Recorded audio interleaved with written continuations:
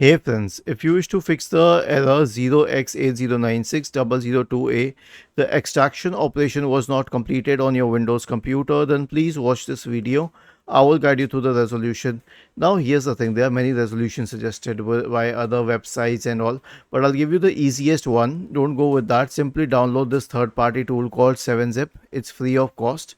Go to its download page. Download the 64-bit or 32-bit version depending upon the specifications of the computer, and then click on yes and then install it. And once it is installed, right click on the extracted file, select show more options, select 7-zip, select extract here. Okay, it will extract this file very well. That's how I use it, and it will fix this error for sure. Was this helpful? If yes, then please subscribe to the channel. If not, then let us know in the comment section of the video on how we could help you further.